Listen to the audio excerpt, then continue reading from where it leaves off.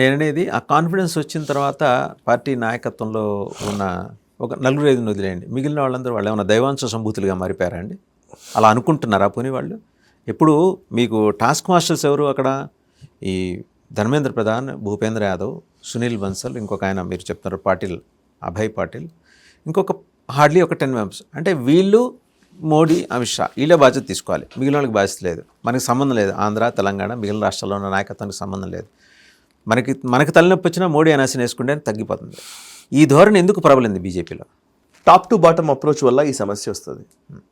Top to bottom ఇప్పుడు సమస్య ఏంటంటే, అంటే దీనికి వాళ్ళ కారణాలు వాళ్ళకు ఉండవచ్చు. నేను ఇప్పుడు మనం పార్టీలో ఏం జరుగుతోంది అనే దాని గురించి మనకు నిజంగా చెప్పాలంటే మనకు సంబంధం లేదు. మనకు కావాల్సింది ఏంటంటే జాతీయవాదుల ఆవేశము, ఆక్రోశం కూడా ఇందులో పరిగణలోకి తీసుకుంటారా లేదా. ఒకవైపు వచ్చి వాడు ప్రెజరైజ్ చేస్తూ ఉండబట్టే కదండి బీజేపీ ఉంది, అది మర్చిపోతే ఎగ్జాక్ట్లీ ఆ పర్టికులర్ సెగ్మెంట్స్ గురించే మాట్లాడుతున్నాను. బీజేపీ ఎకో సిస్టంలో హైరార్కీలు ఏమున్నాయి, మోదీ ఏం చెప్తున్నాడు అదే వాళ్ళకి తలనొప్పి వస్తే వాళ్ళు చూడాలా, బీజేపీ పార్టీ నాయకులు ఇక్కడ ఉన్న వాళ్ళు ఏం చేస్తున్నారు, ఇక్కడ పార్టీ నాయకులు అసలు స్పందించారా, వాళ్ళు ఇది చేయొచ్చు కదా అది చేయొచ్చు కదా, మనం చెప్తే చేసేవాళ్ళు కూడా కాదు. ఓకే, మనం దాని గురించి మాట్లాడడం వ్యర్థం. నా పాయింట్ ఏంటంటే అసలు బేసికల్లీ ఈ బొద్దింకల వెనకాల విదేశీ కుట్రలు ఉన్నాయన్నమాట మీరు ఒప్పుకుంటున్నారా, ఒప్పుకోవట్లేదా?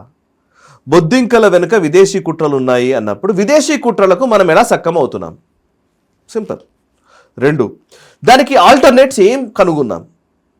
జార్జ్ సోరోస్ మన మీద $100 బిలియన్ ఖర్చు చేస్తానన్నాడు. జార్జ్ సోరోస్ $100 బిలియన్ ఖర్చు చేస్తానన్నాడు. రైట్, $100 బిలియన్ ఖర్చు చేస్తానన్నటువంటి జార్జ్ సోరోస్కి విరుగుడుగా మన యాక్షన్ ప్లాన్ ఏంటి? పోనీ మన దగ్గర డబ్బులు లేదా? బీజేపీ దగ్గర అందరికంటే ఎక్కువ ఉన్నాయండి ఎలక్టోరల్ బాండ్స్ రూపంలో వచ్చిన డబ్బులు. I'm not blaming BJP or something like that. ఈ టైంలో రివ్యూ చేసుకోకపోతే, రీవిజిట్ చేయకపోతే, ఈ టైంలో బీజేపీ తనను తాను మళ్ళీ పునః సమీక్షించుకోకపోతే ఒక పెను ప్రమాదం జరగబోతుంది. ఆ ప్రమాదం బీజేపీకి పరిమితం కాదు, ఇది దేశానికి సంబంధించిన అంశం అవుతుంది. ఈ దేశం గత 12 సంవత్సరాల్లో ఒక టెక్టానిక్ షిఫ్ట్ చూస్తోంది, ఒక గ్రోత్ చూస్తున్నాం, ఒక పెద్ద ఎత్తున భారతదేశం అభివృద్ధి చెందుతోంది. ఈ ఎకానమీ, ఈరోజు బిల్డ్ చేసినటువంటి ఎకోసిస్టమ్, ఈరోజు ఉన్నటువంటి ఇన్ఫ్రాస్ట్రక్చర్, మనం అనుకుంటున్నట్టు మన కలల భారతదేశం, ఇవన్నీ ఒక 20 ఏళ్ళు మళ్ళీ వెనక్కి వెళ్తాయి. చిన్న కారణాల వల్లనే కదా ఇప్పుడు మనం మాట్లాడుకున్నది. ఒక ఓటు ఒక చిన్న నైతికమైనటువంటి అంశానికి వెళ్ళిపోయి వాజ్పేయి గారు నైతికత అనే ఒక దృష్టికోణంలో చూడడం వల్ల కదా వాజ్పేయి గారు పాపం ఓటం పాలైంది. ఆయన పాపం అన్నీ బాగా చేసుకుంటూ వచ్చారు. ఆయన మంచిగా అందరికీ ఆమోదయోగ్యమైనటువంటి ఒక దేశాన్ని మనం కలగన్నాడు. ఆయన అదే చేయాలనుకున్నారు కదా. ఏం చేశారు? పెద్ద డిఫరెన్స్ లేదు మీకు వాసు గారు. చూడండి, యూపీఏ గవర్నమెంట్ కాంగ్రెస్ పార్టీకి బీజేపీకి వచ్చినటువంటి సీట్లలో పెద్ద డిఫరెన్స్ లేదు. అప్పుడు 2004లో చాలా తక్కువ, 10-20 సీట్ల తేడానే.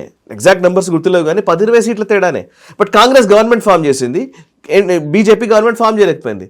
ఎందుకు అనంటే బీజేపీకి సంబంధించిన మిత్రపక్షాలు సరిగ్గా పర్ఫామ్ చేయలేదు చాలా రాష్ట్రాల్లో. అటు అకాలీదళ్ పోయింది, ఇక్కడ తెలుగుదేశం పార్టీ పోయింది, చాలా పార్టీలు పోవడం వల్ల వీళ్ళు గవర్నమెంట్ ఫామ్ చేయలేకపోయారు. కాంగ్రెస్ పార్టీ ఎలా ఫామ్ చేసిందంటే కమ్యూనిస్టులు మిగతా ఎక్కువ వాళ్ళ యూపీఏ ప్రభుత్వం కూటమిలో ఉన్నటువంటి పార్టీలన్నీ బాగా పర్ఫామ్ చేశాయి, అధికారంలోకి వచ్చేసారు, ప్రభుత్వం ఫామ్ చేశారు. ఆ తర్వాత న్యూక్లియర్ డీల్ చేసుకున్నారు. చేసినప్పుడు కమ్యూనిస్టులు వెళ్ళిపోయినా కూడా మళ్ళీ అధికారంలో ఉండగలిగారు 2009లో కూడా. ఆ 10 సంవత్సరాల జర్నీ 2004 వరకు.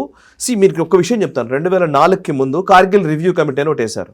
కార్గిల్ వార్ వచ్చిన తర్వాత ఆ వార్ నుంచి మనం ఏం నేర్చుకోవాలి, పాఠాలు నేర్చుకోవాల్సినవి ఏంటి అనే అంశానికి సంబంధించి రివ్యూ చేయాలని కార్గిల్ రివ్యూ కమిటీ వేశారు.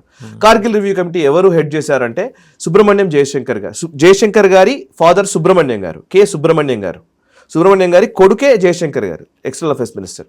సుబ్రహ్మణ్యం గారి నేతృత్వంలో కార్గిల్ రివ్యూ కమిటీ వేస్తే వాళ్ళు చాలా సిఫారసులు చేశారు. ఆ సిఫారసులు 10 సంవత్సరాలు ఆపేశారు. 2004లో ప్రభుత్వం పోయిన తర్వాత మళ్ళీ 2014 వచ్చిన తర్వాత కార్గిల్ రివ్యూ కమిటీలో ఏవైతే సిఫారసులు చేశారో వాటిని అమలు చేస్తున్నారు. ఇప్పుడు సిడిఎస్ నియామకం అదే, చీఫ్ ఆఫ్ డిఫెన్స్ స్టాఫ్ నియామకం కార్గిల్ రివ్యూ కమిటీ వేసిందే. అంటే ఏంటి, 10 సంవత్సరాలు మనం డిఫెన్స్లో వెనక్కబడ్డాం. Simple logic. And infrastructure develop చేసుకోలేకపోయాం. అండ్ ఒకవైపు ఎకనామిక్ రిఫార్మ్స్ వచ్చాయి, ఎఫ్డిఐలు మనము తీసుకొచ్చుకున్నాం. పివి నరసింహారావు గారి టైంలో ఎఫ్డిఐలు వచ్చాయి సార్. వచ్చిన తర్వాత ఈవెన్ తెలుగు రాష్ట్రాల్లో మన చంద్రబాబు గారి పీరియడ్లో ఉన్నప్పుడు ఇక్కడ ఐటీ ఇండస్ట్రీ పెరిగింది, అటు కర్ణాటకలో ఐటీ ఇండస్ట్రీ పెరిగింది, ఓవరాల్గా ఎఫ్డిఐలు రావడం మొదలైంది. బట్ 2004 తర్వాత నుంచి ఎఫ్డిఐలు తగ్గిపోయాయా పెరిగాయా చెప్పండి మరి నాకు. మందకొడిగా సరి నడిచాయి అంతే, మొత్తానికే పోయినాయని నేను కూడా అనను, ఎంతో కొంత వచ్చాయి. కాకపోతే ఈ కాన్సెన్సస్ బిల్డ్ చేయడంలో అంటే కూటమి ప్రభుత్వాలు ఉండడం వల్ల నిర్ణయాలు తీసుకోవడం చాలా కష్టమవుతుంది. సో యూపీఏ గవర్నమెంట్ ఆ కూటమిని నడపడం కోసం ఎక్కడికైనా వెళతారు వాళ్ళు. రిటైల్ ఎఫ్డిఐని ఆపేశారు, ఏరోస్పేస్ ఇండస్ట్రీలో ఎఫ్డిఐలు వద్దన్నారు, మీడియా అన్నిట్లలో ఎఫ్డిఐలు ఆపేశారు. సో దేశం మళ్ళీ వెనక్కి వెళ్ళిందా లేదా అంటే వెళ్ళాల్సినంత స్పీడ్గా మనం వెళ్ళలేకపోయామా లేదా? Simple logic. చైనా అండ్ భారత్కి రెండింటికి స్టోరీ చెప్తాను నేను. చైనా 1960s 65-70 ఆ టైంలో వాళ్ళు డెంగ్ జియాపింగ్ నేతృత్వంలో మొత్తం ఓపెన్ చేశారు, మార్కెట్స్ ఓపెన్ చేశారు. అంటే కరెక్ట్గా చెప్పాలంటే 80s వాళ్ళు మార్కెట్స్ ఓపెన్ చేశారు. అంతకుముందున్న మావో విధానాలకు విరుద్ధంగా డెంగ్ జియాపింగ్ వచ్చిన తర్వాత క్యాపిటలిస్ట్ మార్కెట్కి అనుగుణంగా చైనాను మలిచారు 80s. మనం 90లో తీసుకొచ్చాం. పివి నరసింహారావు గారి హయాంలో ఆర్థిక సంస్కరణలు 10 సంవత్సరాల డిఫరెన్స్ అంతే. వాళ్ళు మార్కెట్స్ ఓపెన్ చేయడానికి మనం మార్కెట్స్ ఓపెన్ చేయడానికి 10 years 15 years difference sir. But ఇవాళ మనం ఎక్కడున్నాం వాళ్ళు ఎక్కడున్నారు ఊహించుకోండి, చెప్పండి జస్ట్ అంతే. మనం ఇప్పుడు $4.1 trillion ఎకానమీ ఉంటే వాళ్ళు $20 trillion ఉన్నారు. చైనా 5 times ఎక్కువ ఉన్నారు, 5 times పెరిగారు. 10 ఏళ్ల తేడా. ఆ తర్వాత వచ్చిన గవర్నమెంట్ తీసుకునే నిర్ణయాలలోని లోపాలు, స్లోగా నిర్ణయాలు తీసుకోవడము, ఈ డెమోక్రటిక్ సెటప్ వల్ల తీసుకునే నిర్ణయాల వల్ల స్లోగా అవ్వడం వల్ల, కాన్సెన్సస్ బిల్డ్ చేయకపోవడం వల్ల చైనా ఇవాళ $20 trillion ఉంది, మనం ఇవాళ $4.1 trillion వచ్చాం. గత 10 సంవత్సరాల నుంచి ఇంకా స్పీడప్ చేస్తుండడం వల్ల ఈ నెంబర్స్. అండ్ యూపీఐ గవర్నమెంట్ దిగిపోయే టైంకి 2013-12 టైంకి ఫ్రాజైల్ 5 అంటారు మన భారతదేశపు ఎకానమీని. ఫ్రాజైల్ 5 అంటే చాలా చాలా దారుణంగా ఉన్నటువంటి ఆర్థిక రంగాల్లో, ఆర్థికపరమైనటువంటి వ్యవస్థలు ఉన్నటువంటి దేశాల్లో మనం ఒకళ్ళం. ఫ్రాజైల్ 5. ఓకే, అలాంటి ఫ్రాజైల్ 5 నుంచి ఇవాళ ఫాస్టెస్ట్ గ్రోయింగ్ ఎకానమీగా మనం వచ్చాం. ఆ రోజు 2011-12లో మనం యుద్ధమే వస్తే 10 రోజులు కూడా మన దగ్గర అమ్యునిషన్ లేదు, నడపలేం యుద్ధాన్ని. అట్లాంటి స్థితిలో ఉన్నామని కాగ్ రిపోర్ట్ ఇచ్చింది కదా. రచ్చ గెలిచిన మనం ఇంట్లో బొద్దింకలకి ఎందుకు ఎలా మాడుతున్నాం నాకు అర్థం కావట్లేదు. ఇవన్నీ రివర్స్ అయిపోతాయి సార్. ఇది బీజేపీ వైఫల్యంగా చూడడానికి వీలేదు. యాజ్ అ ఒక నేషనలిస్ట్ గా నేను మాట్లాడుతున్నది ఏంటంటే, నా ఉద్దేశం ఏంటంటే ఈరోజు బీజేపీ ఫెయిల్ అవ్వడం అని అంటే దేశాన్ని ఇప్పుడు ఫెయిల్ చేయడం. ఈ టైంలో మీరు ఎలక్షన్స్లో కాంగ్రెస్ పార్టీ అధికారంలోకి రానివ్వండి, నాకేం ప్రాబ్లం లేదు, అవ్వనియండి. Elections are different. కాంగ్రెస్ అధికారంలోకి రావచ్చు, కమ్యూనిస్టులు అధికారంలోకి రావచ్చు, పొలిటికల్ పార్టీలు అధికారంలోకి వచ్చే ఒక ప్రక్రియ ఉంది. వాడు యోగేంద్ర యాదవ్ అంటాడు బయటకు వచ్చేసి, అసలు పార్లమెంట్లో కాదు ఇప్పటి నుంచి నిర్ణయాలు జరగాల్సింది స్ట్రీట్ మీద అంటాడు. స్ట్రీట్ మీద నిర్ణయాలు జరిగేదైతే డెమోక్రసీ ఎందుకు ఇంకా, పార్లమెంట్ ఎందుకు ఇంకా, చట్టాలు ఎందుకు ఇంకా? Yes, Rahul Gandhi prime minister అవుతాడా, అవనివ్వండి, no problem. The problem is who is Abhijit Dipke, who is Sourav Das. వాళ్ళకేం అథారిటీ ఉంది, అర్హత ఉంది?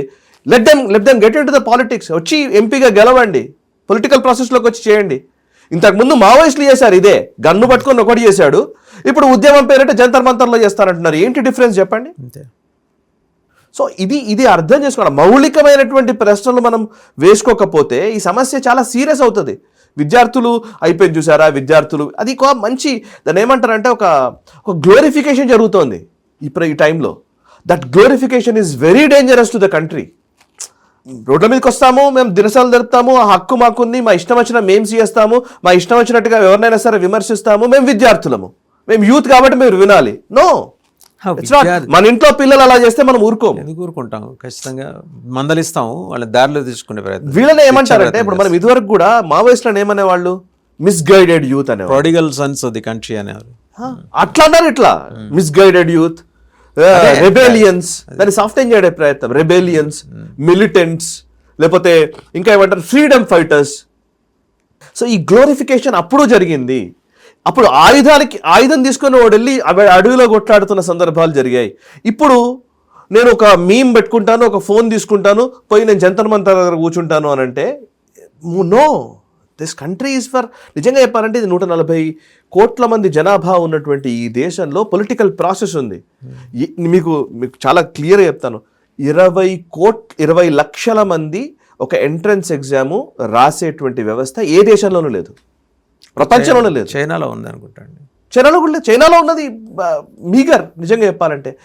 ఇంకో ప్రాబ్లం ఏంటంటే China is different, society different. మనం చైనాని అసలు ఏ కోణంలో కూడా మనం కంపేర్ చేసుకోవడానికి లేదు. ఆ రోజు బికాస్ ఆ ఎగ్జామ్ రోజున దేశం మొత్తానికి సెలవు ఇచ్చేస్తారు, కేవలం ఈ పిల్లల ఎగ్జామ్ ఒకటే, అంతవరకే వాళ్ళది అలాగే ఉంటుంది. ఇక వాళ్ళ సిస్టమే డిఫరెంట్. మన భారతదేశం ఈజ్ టోటల్లీ డిఫరెంట్. మనం మాట్లాడడానికి వీలే లేదు. ఎందుకంటే బికాస్ చైనా లాంటి సిస్టమ్ మన దగ్గర రావాలంటే, చైనాలో నిర్వహించినట్టుగా మన దగ్గర నిర్వహించాలి అని అంటే ఇక్కడ ఒకటే పార్టీ వ్యవస్థ ఉండాలి. ఏకపార్టీ వ్యవస్థ అక్కడ ఉన్నట్టుగా ఇక్కడ ఏకపార్టీ వ్యవస్థ ఉండాలి. సిస్టమ్ అంతా మన చేతుల్లో ఉండాలి. ఆ మీడియాలో ఏం రాయాలో కూడా నేనే డిసైడ్ చేయాలి. తియాన్మెన్ స్క్వేర్లో ట్యాంకులు పంపించారండి స్టూడెంట్ ప్రొటెస్ట్ జరిగితే. మళ్ళీ ఆ తర్వాత ఒక్కసారి జరిగిందా? సో ఫైనల్గా ఏంటంటే బీజేపీ రిపేర్ మెకానిజం ఏమన్నా దాని మీద దృష్టి పెట్టే అవకాశం ఉందా? ఫైనల్గా రిపేర్ మెకానిజం దృష్టి పెట్టారు. ఆల్రెడీ నరేంద్ర మోదీ రంగంలోకి దిగారు. నేను దాంట్లో ఏం సందేహం లేదు. డెఫినెట్లీ ప్రభుత్వం దీని మీద ఖచ్చితంగా ఒక యాక్షన్ ప్లాన్ సిద్ధం చేసుకుంటుంది. ఇవన్నీ రివ్యూ చేసుకుంటారు, మళ్ళీ రివైవ్ చేస్తారు. రాబోయే రోజుల్లో చెప్తున్నాను కదా, ఇవన్నిటిని అధిగమిస్తారు. ఇందాక మనం చూసినటువంటి హార్దిక్ పటేల్, జిగ్నేష్ మోవానీలు వీళ్ళందరూ ఏమైపోయారో మనకు తెలుసు. మన ఓన్లీ కన్సర్న్ ఈజ్ వీళ్ళ గ్లోరిఫికేషన్ ఆపేద్దాం. అది నా పాయింట్, అంతే. నా కన్సర్న్ అదే. రెండోది ఏంటంటే ఈ జాతీయవాదులుగా అంటే మనం ఆలోచించాల్సింది కూడా ఏంటంటే, ఎస్ వాళ్ళ కుట్రలు జరుగుతున్నాయి, మనకు తెలుసు ఆ విషయం. దానికి విరుగుడు కనిపెట్టకుండా డయాగ్నోసిస్ చేస్తే ప్రాబ్లం అసలు సొల్యూషన్ ఉండదు. అంతే కదా. లేదు నేను టెస్టులు చేసుకున్నాను, వ్యాధి ఉంది అని తెలుసు, కానీ నేను ట్రీట్మెంట్ తీసుకోను అంటే పెరిఫెరల్ అప్లికేషన్ చేసినా కూడా ప్రయోజనం లేదు.